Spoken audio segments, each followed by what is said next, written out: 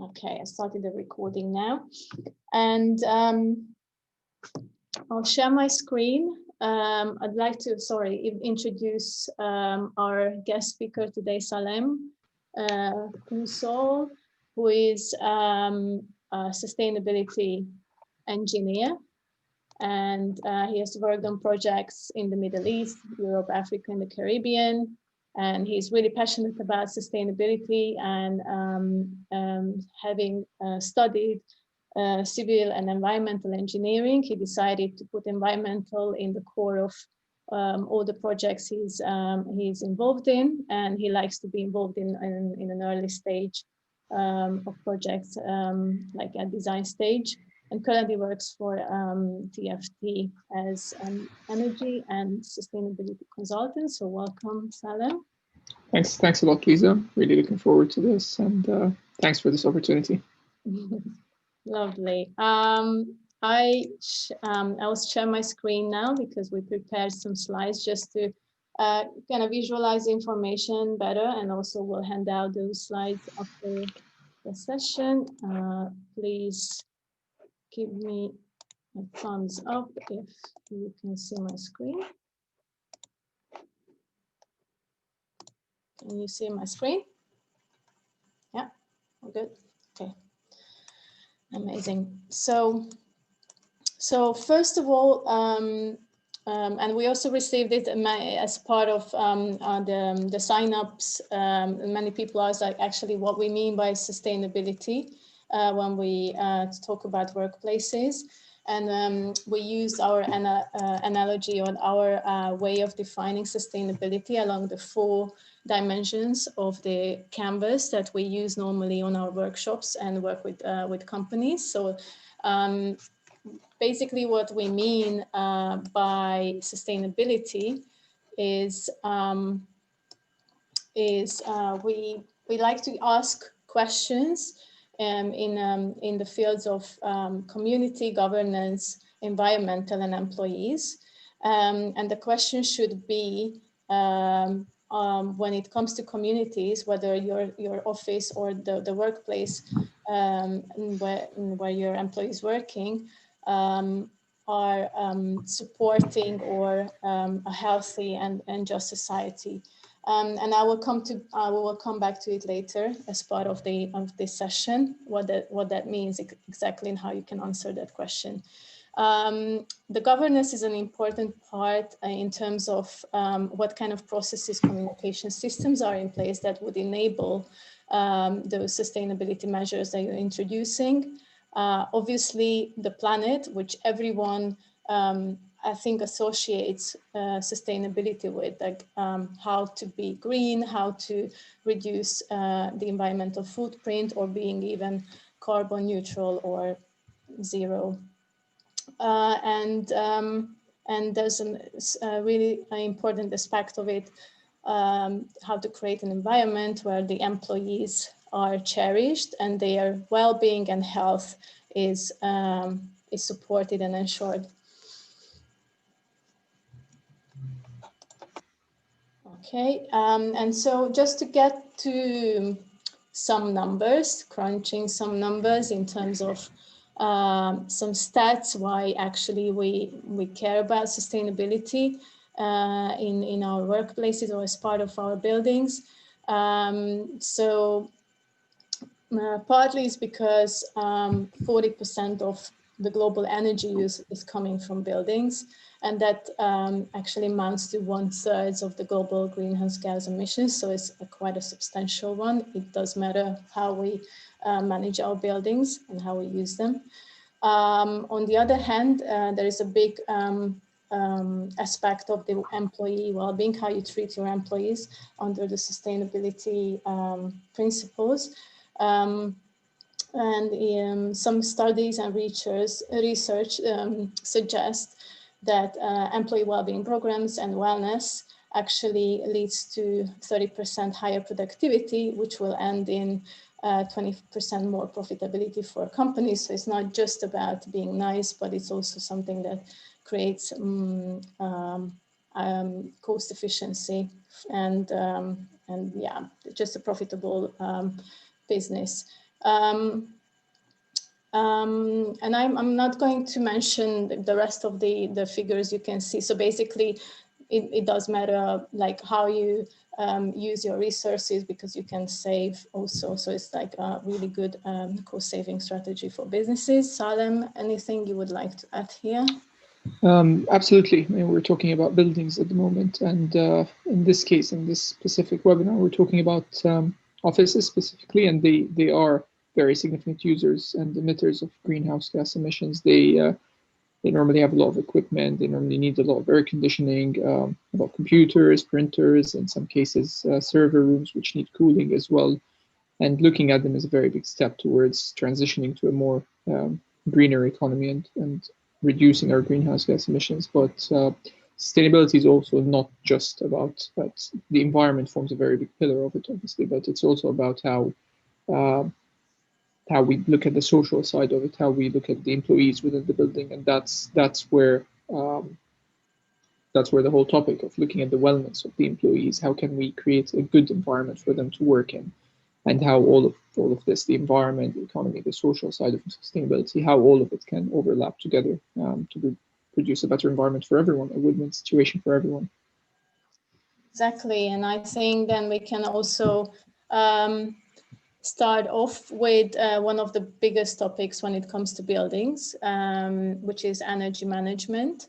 How we can reduce our energy, how we can convert our energy, and etc. So the floor is yours to lead us through the generic approach. Thank you, Lisa. Yeah, I mean, with energy, it's one of the big and in some instances easy wins in managing your greenhouse emissions. It's very direct. If you use electricity, if you use gas, you're producing greenhouse gas emissions. How can we reduce that? What tends to happen is the first step you need to take is to monitor and measure how much your office or how much your building is emitting in terms of carbon, and that happens through monitoring and measuring your electricity, gas demand, your energy. It's tends to be better if you do have smart meters, if you have sub meters, so you can better understand where exactly your electricity is heading to. Is it heading towards your lighting? Is there a lot going towards air conditioning, for example? Is it a lot of due to the computers? And having an understanding of that helps you a lot in understanding better later on what solutions you can present. What you would tend to do as well is benchmark against other offices in your region.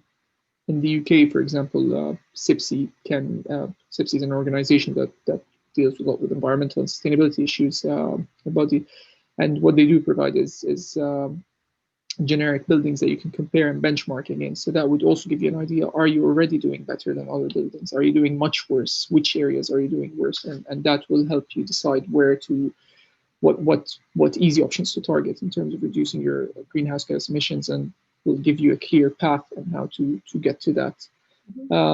That happens through a lot of different ways, and the first way I'd like to talk about is reducing your electricity demand through in this instance nature-based solutions. So, for example, do you have lighting in your office? Is it always on? Does it always have to be on?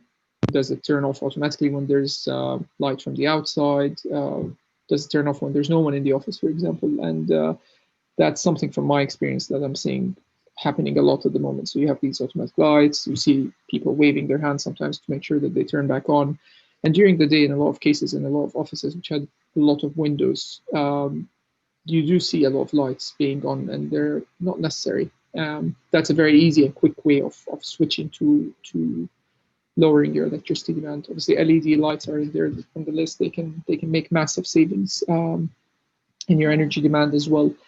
Renewable energy is a very interesting topic as well. It has a relatively higher capital cost if you're thinking about adding PVs in your office, but it does pay off in the long term, and because of this, it can create monetary savings for your company, not just the greenhouse gas emission savings. Another example I'm going to give from the UK is green energy providers, which are there's a lot of them at the moment in the UK, and what you can do is have an agreement with them to commit to buying just from them your electricity for the next 5 years, 10 years, for example, and that makes sure that all of your electricity demand is coming from renewable energy. None of it's coming from fossil fuel. It's a very easy and quick way to lower your greenhouse gas emissions of your office.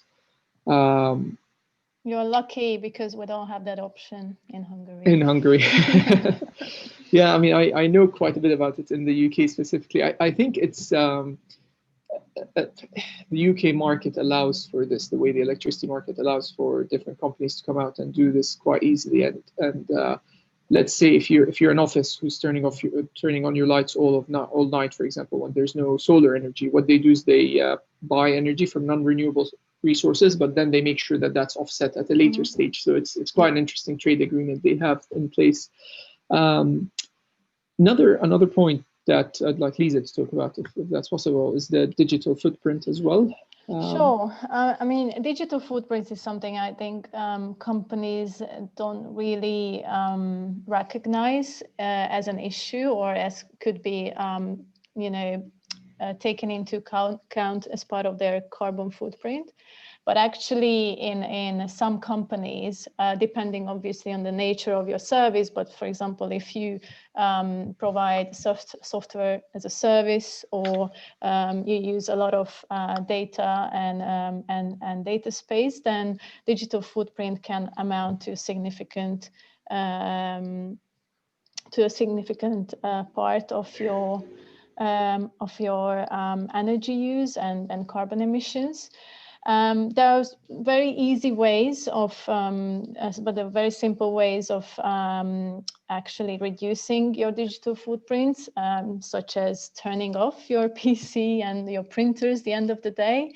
I think, this is something that can be applicable at your home, but obviously in big offices, if you work for a bigger company, that will mean actually substantial reduction. At the same time, there are things that you can do about changing your website host. So there is a number of green hosts now that either run their data centers based, with the help of renewable energy, or they offset it actually. So and this is something that you can also do. So if you're not change your website host, you can also offset your digital CO2. And I will share as part of this presentation some resources for that can be useful. You can also measure your own CO2 if you type in your website. And also like sustainable web design and UX design, something that is a new trend around what type of coding you use for your website. And also what kind of imagery, animation, etc., because all that would obviously use up more energy. And we also received some questions before the event about the certifications that I will ask you, Salam, to brief us about the type of certifications, like buildings. I guess this is related to buildings that we can consider, whether it's our own building or it's a leased building. Absolutely. For those who want to go above and beyond in making their buildings more sustainable, there is a large number of certifications that they can apply to their buildings. Some done by different bodies. Some of them are NGO bodies, some are not. In the UK, a very famous one is BREEAM, and it's used in the UK. It's used in a few other European countries, I believe. Internationally, LEED is a bit of a more famous rating system that came out from the US. It's used quite a lot in the Middle East. And with these, they give very specific pointers on how much you need to reduce your energy compared to some benchmarks, calculations on how much cycle space you should provide, different numbers on how much your water use is. It's very interesting, but it can be done on new builds, but it's not just for new builds. It can also be applied to refurbishments, to fit outs. So it is applicable across different sets of designs and different kind of levels of when buildings are there.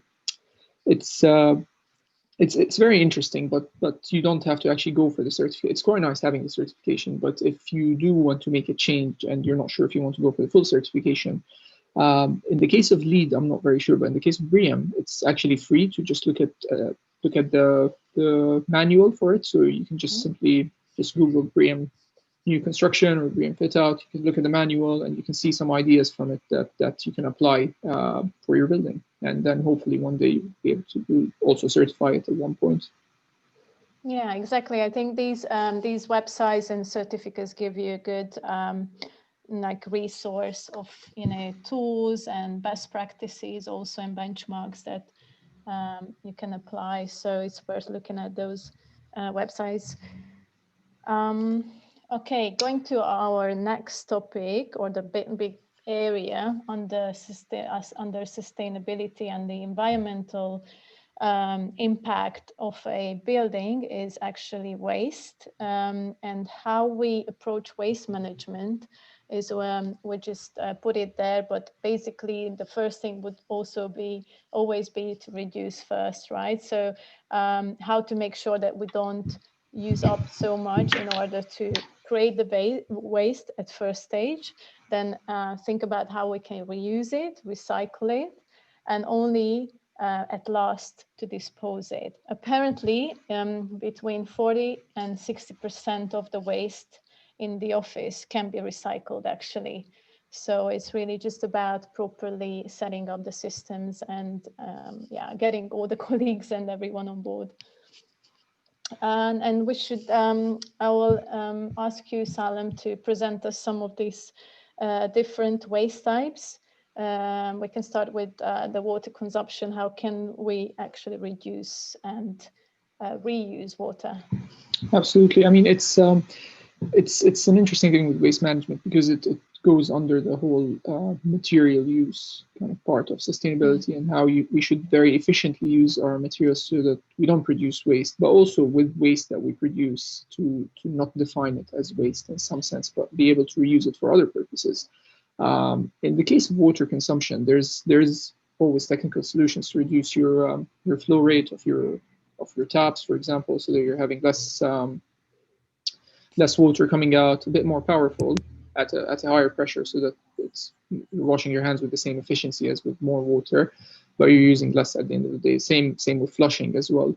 But there's also other solutions such as grey water collection, which is a very interesting solution being applied a lot to new builds in the UK, for example, and that involves just very simply collecting the water that's coming through the drain from taps. So when you wash your hands, that water goes to another tank where it gets treated, and then that water can be reused again for flushing, for example, or for landscaping basically. So if you've got a lot of plants, you've got a lot of greenery around, and you want to water them, then why should you use fresh water for that? Why can't you reuse water for that in some sense? And the whole idea behind this is that water as a resource, you're doubling how much it's being used. So rather than using 1 unit for one thing and then disposing of it, you're using 1 unit for 2 things before it goes to the sewage system, for example. A very similar other example is also rainwater collection, where you're collecting rainwater and using it for similar purposes as well, whether it's flushing, whether it's for indoor plants, for example, for watering them. With rainwater, it's also it has the potential to help in the future with attenuating flooding, for example. So with climate change, we are expecting some of these issues to happen more often. And if you do have rainwater collection available in your office, then that can help slow down how much water is going to the sewage system. And from that, we can take a look also at paper use and plastic use as waste. Once again, in the UK, this is something that's been happening for a long time, and it's happening more and more where a lot of companies are going digital, they're going electronic. There is not much water, there's not much paper use. So do you need to, for example, hand in your expenses on water? Do you need to apply for your annual leave on paper? Or can you switch so that all of that is electronic, for example? Do you have in place a policy or just a piece of paper that says try and print on both sides, for example? Are you using recycled paper sometimes when printing or when writing notes? And a lot of cases when people print down paper or when they write on paper, it's notes for themselves. So it doesn't have to be fresh, new, very nice looking paper, or can it actually just be recycled paper if it's not going out to any clients, for example. With plastic use, it's something that's in a lot of countries it's a government policy to reduce it now, but I do really believe that offices can take an extra step with managing the plastic use waste. A lot of people don't take their own food to their offices. They go outside to a shop, they buy their food, they come back with a lot of plastic waste, for example, and this is a problem. So can offices, for example, provide canteens for people that don't have plastic waste? Can they provide cutlery, plates, for example, for their employees, so that the employees don't have to pick up these things from shops?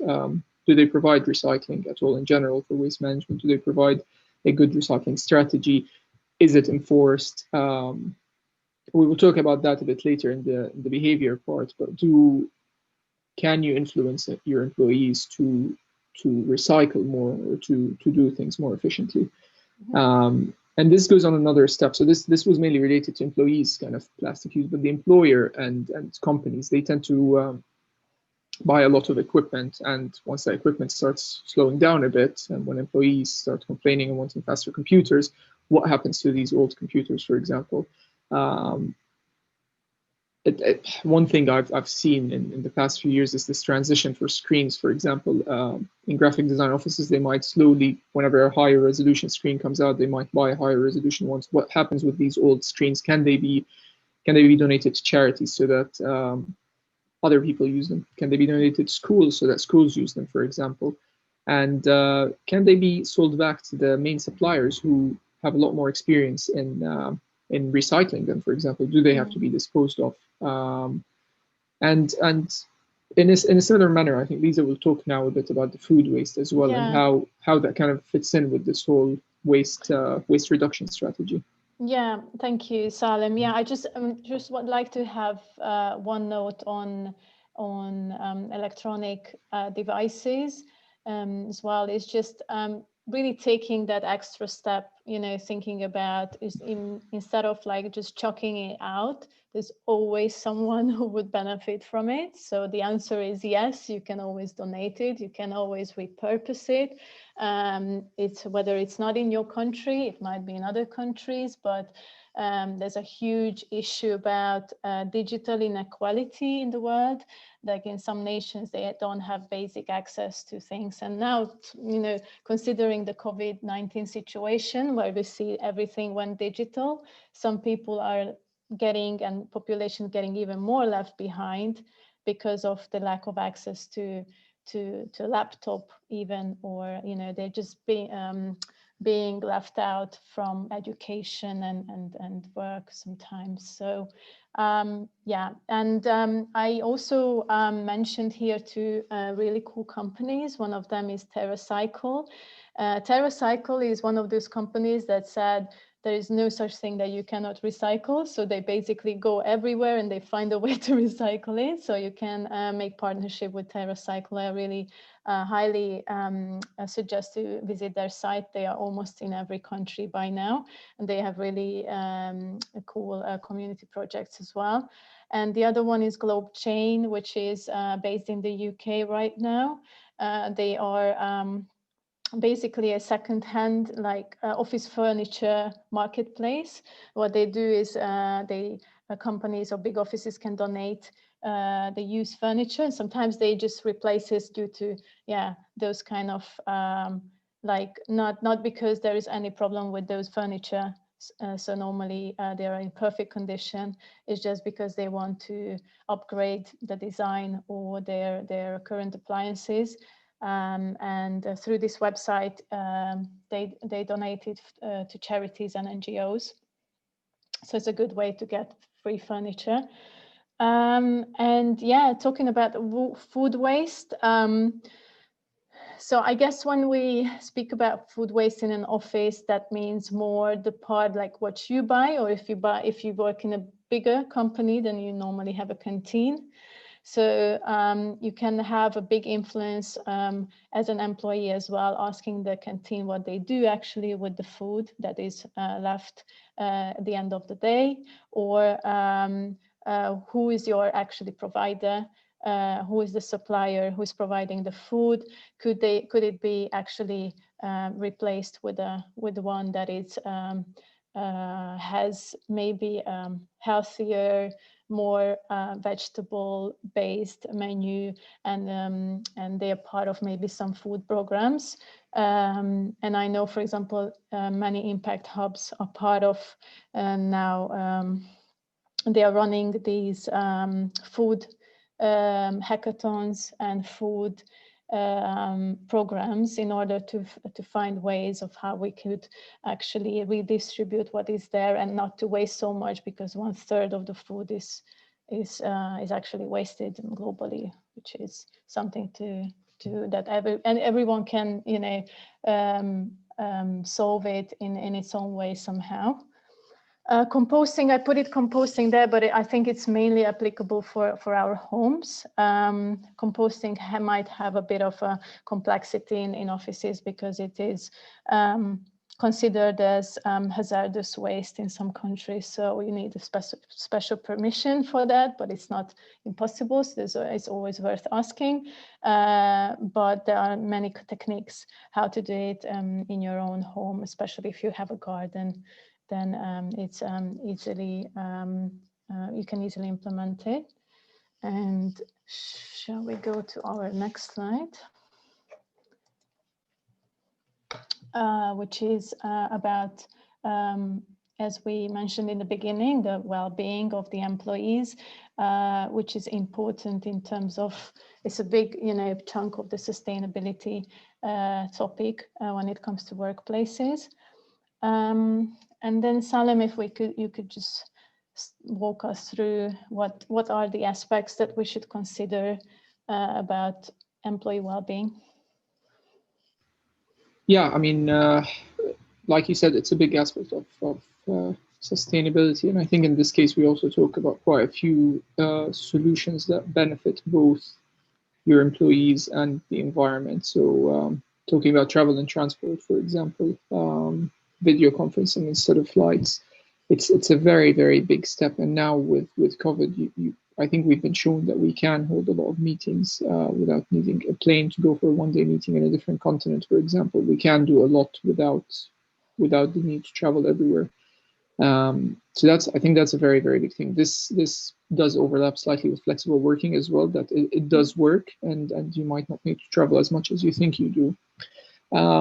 I think one of the big things that's been happening in the UK recently is the cycle to work schemes, where you can get a nice bike and pay for it on a monthly basis without paying tax on kind of getting tax back basically on that as well. And that's pushed a lot of people to cycle more to their offices. But it's not just being able to supply this, but is there cycle facilities in the office? Is there showers? Is there a safe place for people to put their bikes in? Having all of these facilities will encourage employees a lot to cycle more. And this one will lead them to lead a healthier life, not just helping the environment. Use of public transport is there. There's not much companies can do apart from putting their offices close to public transport, which going back to the certificates that we were discussing earlier, that's actually awarded quite highly if you have your office next to a bus stop, next to an underground kind of station, which is very important. But going back to the whole healthy lifestyle kind of thing, I think that one big thing that companies can do is to very much encourage a more kind of more movement, more exercise, more workout. Some offices do give their employees discounts at gyms, for example. Some of them give them gym plans. Flexible working hours. I mean, in this case, talking about flexible working hours, it's to allow people to go out and exercise outside if they want to. And at the moment, in a lot of countries, it's getting dark earlier. It's there's not much time to go out while it's still sunny to go for a run, for example. And having this option of flexible working hours, for example, starting earlier, finishing later, it could allow people to do more of this exercise, and they would feel okay doing it. obviously giving them regular breaks and making sure they take regular breaks. I think this is very important because it's very easy to tell your employees take regular breaks, but actually enforcing that and making sure they do that is the next step in some sense. And that kind of it overlaps quite a bit with behavioral change and Mm. influencing your employees, which Lisa, we talked about the nudge theory a few times before as well. Yeah, so behavior change is pretty much fundamental to end everything that was just mentioned before. Because most of the things, I mean, obviously there is a technology part of and some like investment part of these transitions, but there is a huge aspect that is about how we change our habits, how we adopt these new habits and customs. And basically what nudge theory does is it's a very cost efficient positive enforcement based suggestions for people. So they use it a lot in policy making, for example. And just to give you an example, is basically just a very simple example. When you for example, you choose your energy provider, and if they put the green energy provider as your default one, you will more likely to choose that one. So those kind of like nudges, as they call it, so they slightly push you towards that direction where you want to take it. So it makes it a little bit easier for people to change their behavior towards that. So I'm not sure if you have more good examples, Salem, about what kind of nudges. I know that in architecture and in construction, they use a lot these kind of design principles as well. Yeah, absolutely. I mean, we've got the stairs versus elevators example written down there, and I think in a lot of companies, what you tend to see in a lot of times is the elevators taking up the big central space, while the stairs are kind of in the back, hidden, a bit darker. And I think there's been a lot of talk recently about trying to swap that, so make your stairs look nicer and make your elevators look less nice. I've noticed something in the past few months where I've visited an office recently, and I've realized that when I walked in, there wasn't a mirror in it. And I've realized that one of the reasons I go into the elevator sometimes in the morning when I'm going to the office is just to look at how I look just before I get into the office. And I'm pretty sure a lot of people do that actually. And and then I realized that one doesn't have one. I realized there's no point in taking sometimes the elevator in that case. So it's something as simple as sometimes switching the mirror from having it in the elevator and putting it on the stairs instead. Would that encourage people to take the stairs instead? I think so.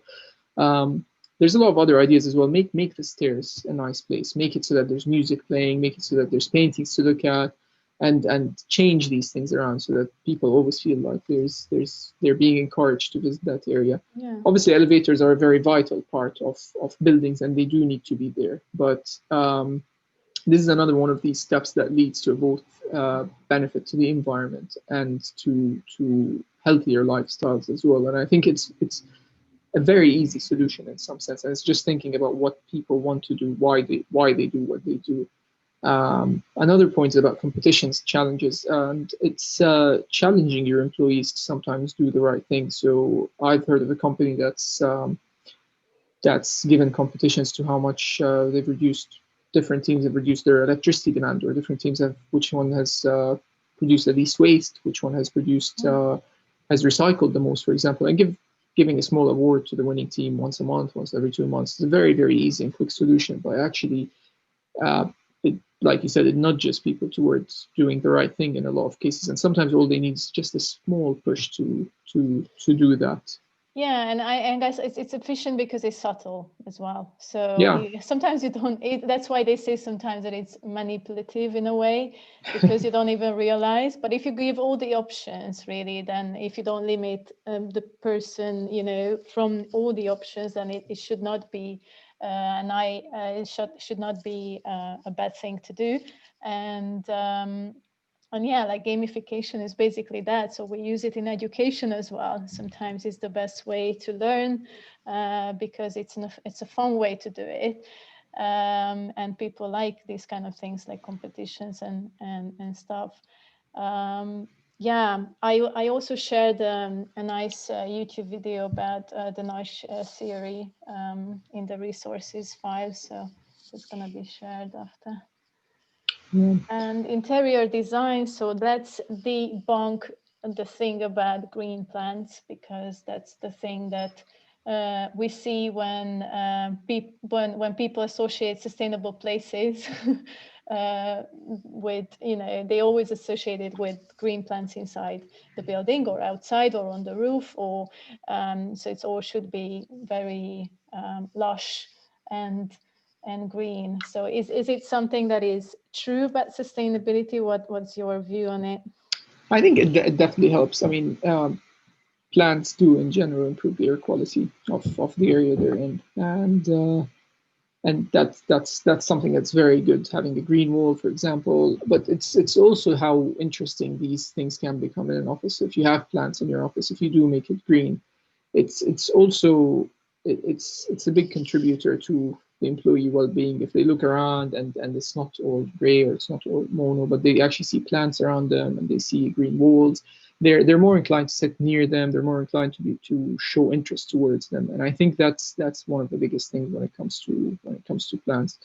With interior design as well, there's the ergonomic design as well that gets spoken about, standing desks as well, and there is a lot to do in that sense as well. Um, a lot of these design principles are not, again, the good thing about interior design is that they're not applied for new builds, but they can be used for refurbishment. Actually, now considering we are in the middle of this pandemic, with a lot of people working from home and not many people in the offices, I would say that now is the best time to make some of these changes in your office. There's no one there, no one's there to complain about the noise, no one's there to stop you from doing these changes across the whole day. So if you have the chance, go for it and do them in your office. And when employees come back, they're going to be very happy about how their offices look. And then there's Ideally. one, yeah, and then there's one last point about social responsibility, which I'll let Lisa talk about as well. Yeah. Just one thing, going back to the interior design, could you share with us that example that you mentioned, that you can even rent office furniture? Yeah, that's also for home offices. So For there's home a few offices, yeah. companies. Yeah, there's some companies popping out that are leasing office furniture, which is a good idea, I think, because you want to take care of your employees while they're sitting home as well, and rather than them having to use whatever they have, their kitchen table as a desk and their TV as a screen, which is too large. And but what you can do is be able to supply them with something to make their working environment better.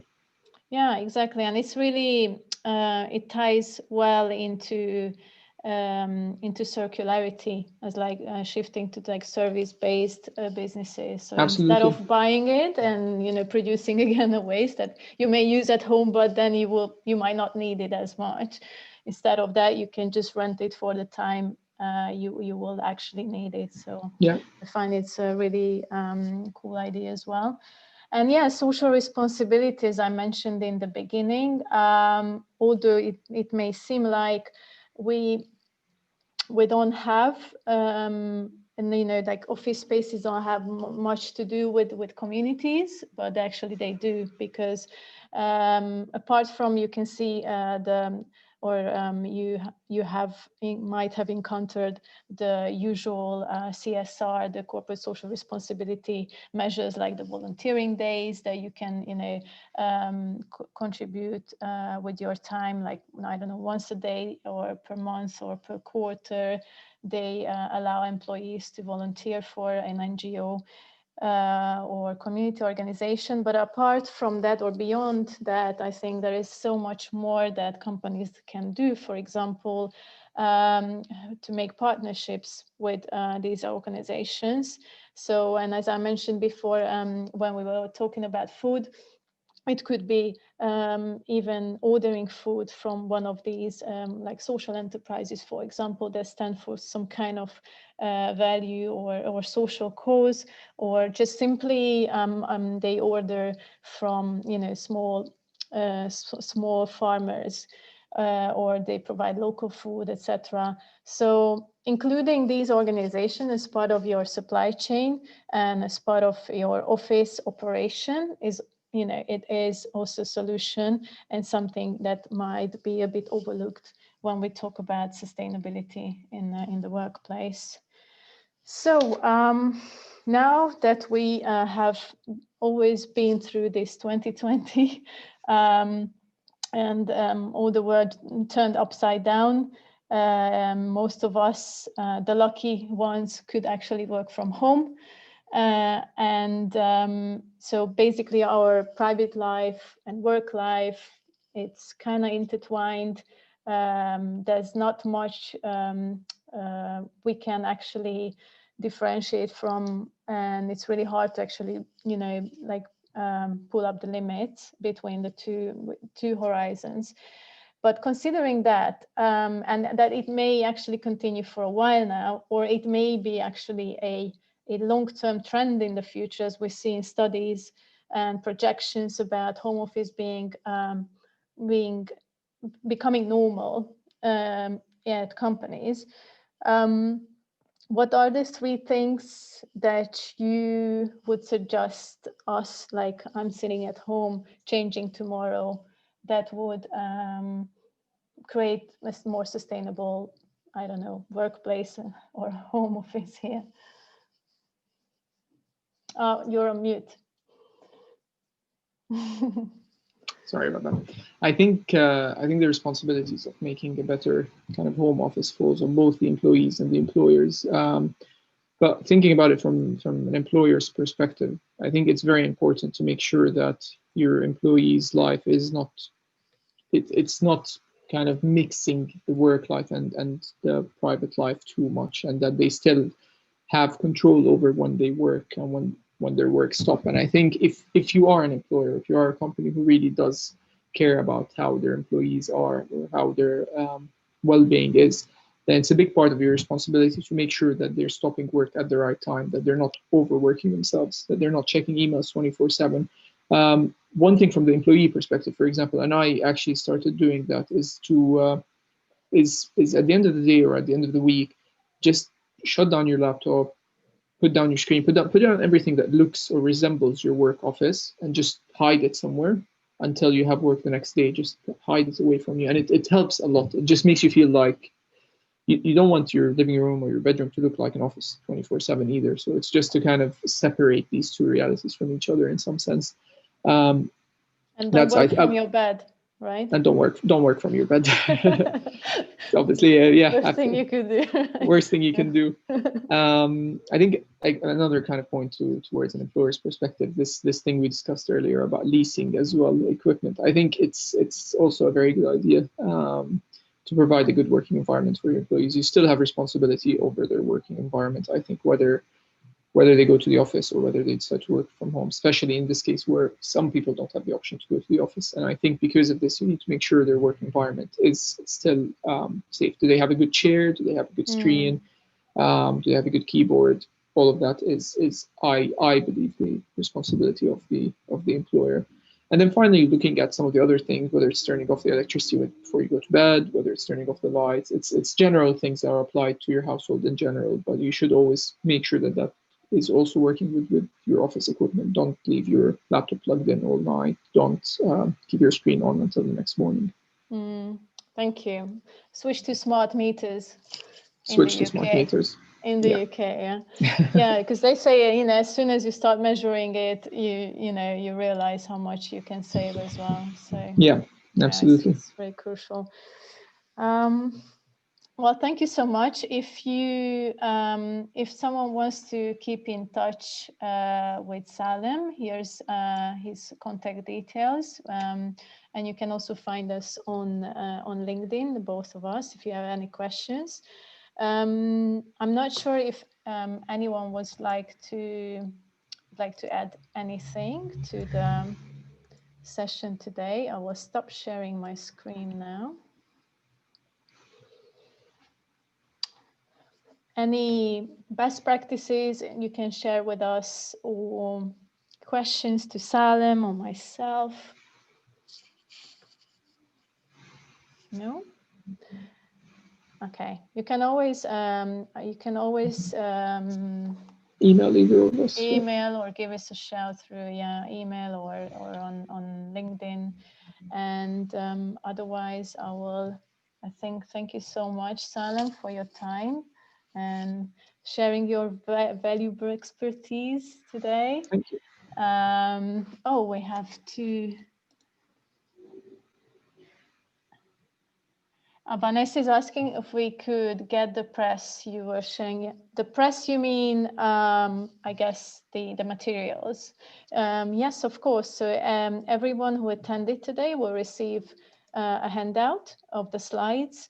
You can have access to the recording. And we also compiled a list of resources that you can refer to as part of these different topics under sustainability.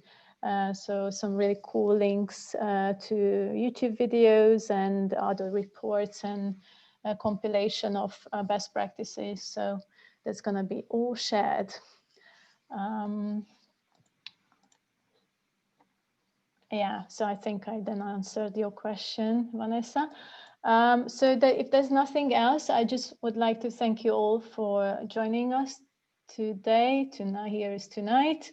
And I hope you found it useful and you can take some kind of, insights home or your office after this session, and stay in touch. Thanks a lot, everyone. Thank you. Night.